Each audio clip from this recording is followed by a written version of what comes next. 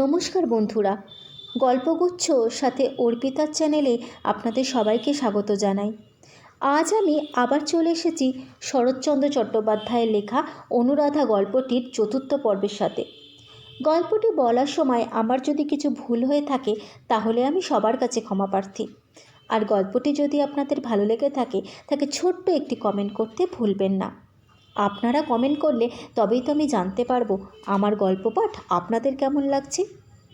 তাহলে চলুন শোনা যাক। কুমার কি বিজয়ের সঙ্গে কলকাতায় চলে গেল, না তার মাসির কাছে থেকে গেল? আর বিজয়, সে কি অনুরাধার দাদাকে ক্ষমা করে দিতে পারল? আর অনুরাধা, তার কি ত্রিলোচন গাঙ্গুলির সঙ্গে বিয়ে হয়ে গেল, না সে মনে মনে নতুন কোনো স্বপ্ন দেখতে শুরু করলো? কি হলো অনুরাধার সঙ্গে জানতে হলে গল্পটি শেষ অবধি শুনতে থাকুন। ভিতর থেকে আর কোনো জবাব আসলো না। বিজয় কিছুক্ষণ অপেক্ষা করে বাইরে চলে গেল। এর ঘন্টা 2-3 পরে দ্বারের বাইরে দাঁড়িয়ে সন্তোষ বলল, মাসিমা আপনাকে খেতে ডাকছেন। আমাকে? হ্যাঁ, বলে সে চলে গেল। অনুরাধা রান্নাঘরে খাবার ঠাঁই করা। বিজয় আসনে বসে বলল, রাত্রিটা অনাসে কেটে যেত, কেন যে এত কষ্ট করলেন আবার? অনুরাধা অনতি দূরে দাঁড়িয়েছিল চুপ করে। ভোজ্যবস্তুর বাহুল্য নেই, কিন্তু যত্নের পরিচয় প্রত্যেকটা জিনিসে। কি পরিপাটি করে খাবারগুলি সাজানো। খেতে বসে বিজয় জিজ্ঞেস করল, কুমার কি খেলো? সে সাগু খেয়ে ঘুমিয়েছে। ঝগড়া করেনি আজ? অনুরাধা হেসে ফেলল, বলল, আমার কাছে শোবে বলে আজ সে ভারী শান্ত, মোটে ঝগড়া করেনি। বিজয় বলল, ওকে নিয়ে আপনার ঝঞ্ঝাট বেড়েছে, কিন্তু এতে আমার দোষ নেই। ও নিজে কি করে যে আপনার সংসারের মধ্যে নিঃশব্দে ঢুকে পড়ল তাই আমি ভাবি। আমি এও ভাবি ও বাড়ি চলে গেলে আপনার কষ্ট হবে। অনুরাধা চুপ করে রইল, তারপর বলে উঠল, নিয়ে যাবার আগে কিন্তু আপনাকে একটি কথা দিয়ে যেতে হবে। আপনাকে চোখে রাখতে হবে ও যেন কোনো কারণে কষ্ট না পায়। বিজয় বলে উঠল, কিন্তু আমি তো থাকি বাইরের নানা কাজে ব্যস্ত, কথা রাখতে পারবো বলে ভরসা হয় না। তাহলে আমার কাছে ওকে দিয়ে যেতে হবে। আপনি ভুলে যাচ্ছেন সে আরও অসম্ভব। এই বলে বিজয় হাসি মুখে খাওয়ায় মন দিল। একসময় বলল, আমার বৌদিদিদের আসার কথা ছিল, কিন্তু তারা বোধ করি আর আসবেন না। কেন? যে খেয়ালে বলেছিলেন সম্ভবত সেটা কেটে গেছে। শহরের লোক পাড়াগায়ে সহজে পা বাড়াতে চান না। এক প্রকার ভালোই হয়েছে, একা আমি তো আপনার যথেষ্ট অসুবিধে ঘটিয়েছি, তারা এলে সেটা বাড়ত বই কমতো না। অনুরাধা এ কথার প্রতিবাদ করে বলল, এ বলা আপনার অন্যায়। বাড়ি আমার নয়, আপনাদের। তবু আমি সমস্ত জায়গা জুড়ে বসে থাকব, তারা এলে রাগ করব? এর চেয়ে অন্যায় হতে পারে না। আমার সম্বন্ধে এমন কথা ভাবা আমার প্রতি সত্যিই আপনার অবিচার। যত দয়া আমাকে করেছেন, আমার দিক থেকে এই কি তার প্রতিদান? এত কথা এমন করে সে কখনো বলেনি। জবাব শুনে বিজয় আশ্চর্য হয়ে গেল। যতটা অশিক্ষিত এই পাড়াগাঁয়ের মেয়েটিকে সে ভেবেছিল সে তা নয়।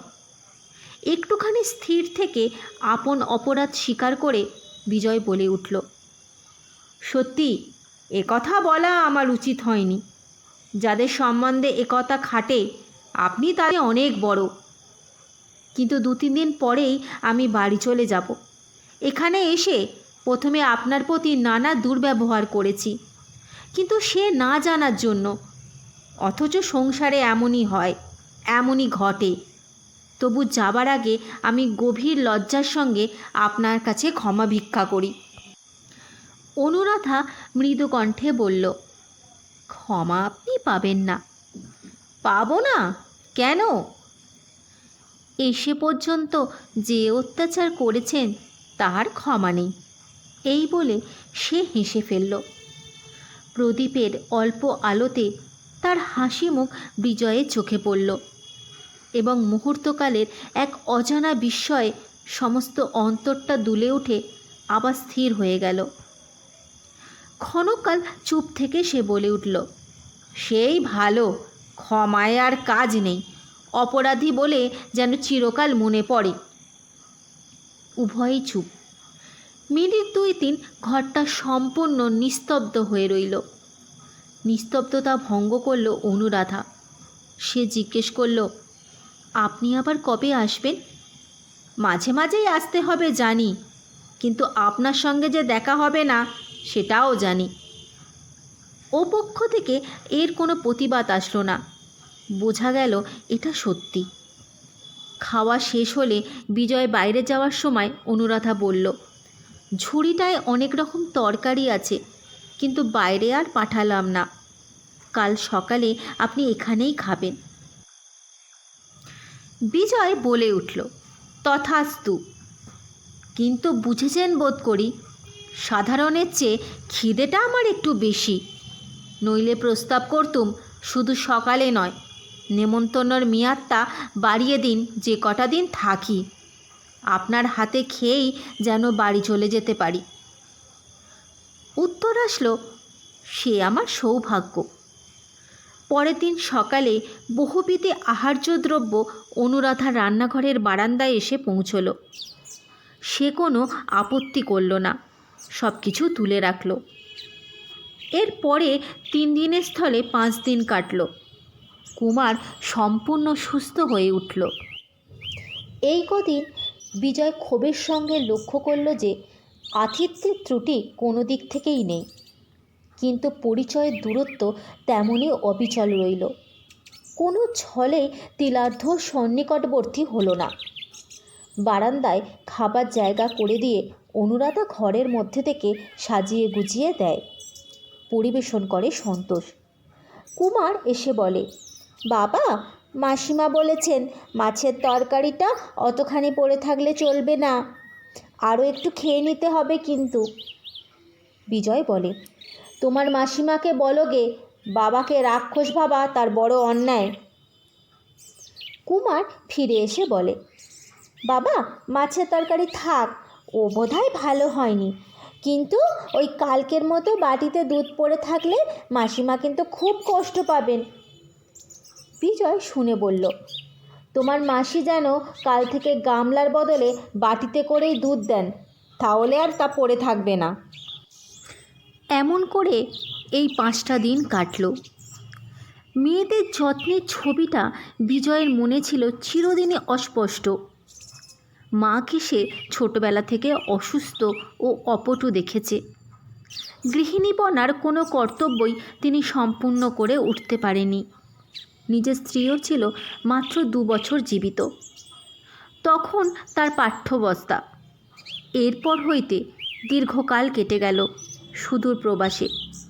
সেদিকের অভিজ্ঞতার ভালো মন্দ অনেক স্মৃতি মাঝে মাঝে মনে পড়ে, কিন্তু সমস্তই যেন অবাস্তব বয়ে পড়া কল্পিত কাহিনী, জীবনের সত্য প্রয়োজনে একেবারে সন্ধানবিহীন।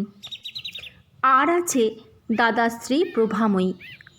যে পরিবারে বউ দিদিদের বিচার চলে, ভালো মন্দর আলোচনা হয়, সে পরিবার তাদের নয়।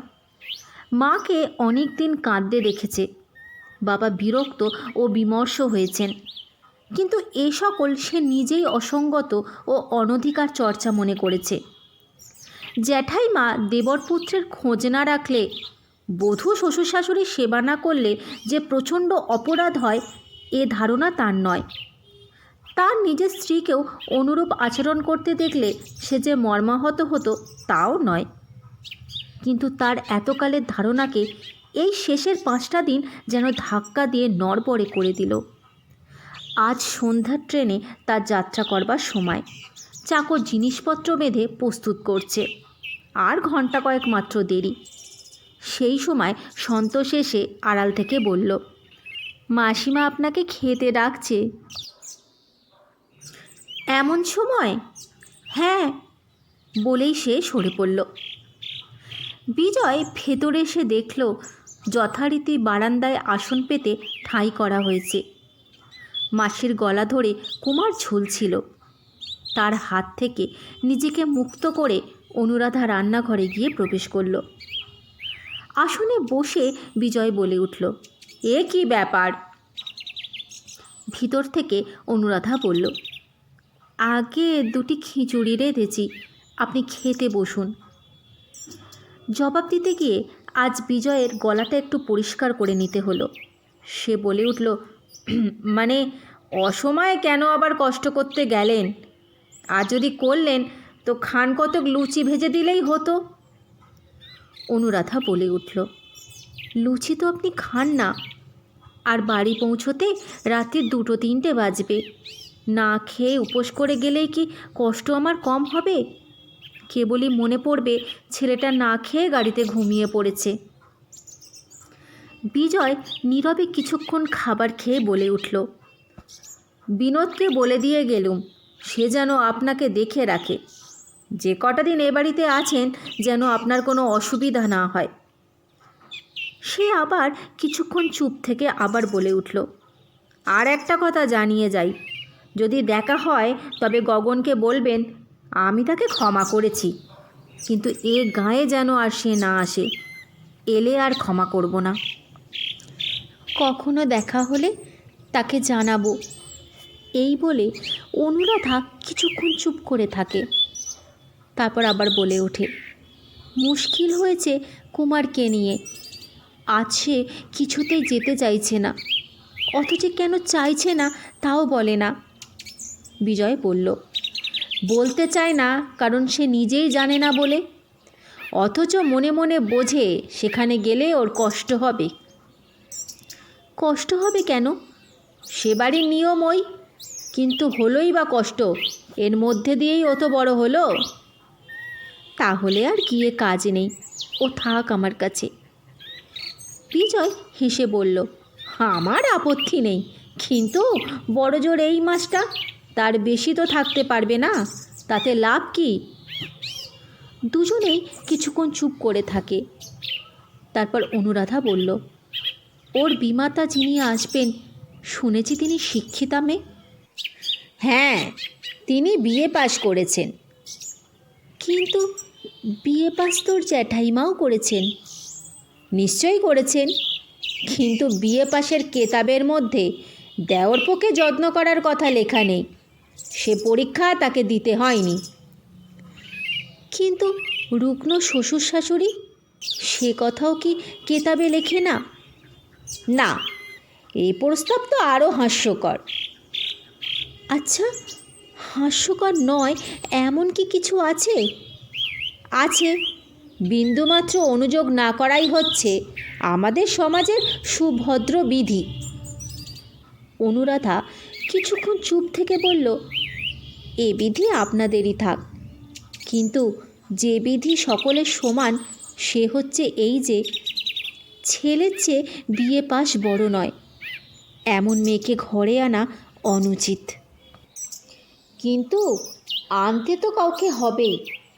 যে দলের আবহাওয়ার মধ্যে গিয়ে আমরা দাঁড়িয়েছি সেখানে বিএ পাস নইলে মান বাঁচবে না, মনও বোঝে না, এবং বোধহয় ঘরও চলে না। মা বাপ মরা বোন পর্যন্ত গাছতলা শিকার করে নিতে চায়, এমন মেয়ে নিয়ে আমাদের বনবাস করা চলে, কিন্তু সমাজে বাস করা চলে না। অনুরাধার কণ্ঠস্বর পলকের জন্য তীক্ষ্ণ হয়ে উঠল। না, সে হবে না। একজন নির্দয় বিমাতার হাতে তুলে দিতে ওকে আপনি পারবেন না। বিজয় বলল, সে ভয় নেই, কারণ তুলে দিলেও হাত থেকে আপনি গড়িয়ে কুমার নিচে এসে পড়বে, কিন্তু তাই বলে তিনি নির্দয় নয়। এবং আমার ভাবী পত্নীর সপক্ষে আপনার কথার আমি তীব্র প্রতিবাদ করি। মার্জিত রুচিসম্পন্ন উদাস অবহেলায় তাদের নেতিয়ে পড়া আত্মীয়তার বর্বরতার লেশ নেই, ও দোষটা দেবেন না। আজ আমার গল্পটি আমি এখানেই শেষ করছি। আশা করি এই গল্পটি আপনাদের মন ছুঁয়ে গেছে। আপনাদের সঙ্গে আমার আবার দেখা হবে এই গল্পটির একদম অন্তিম পর্বের সাথে। গল্পটি যদি আপনাদের ভালো লেগে থাকে তাহলে ছোট্ট একটি কমেন্ট করতে ভুলবেন না। ধন্যবাদ।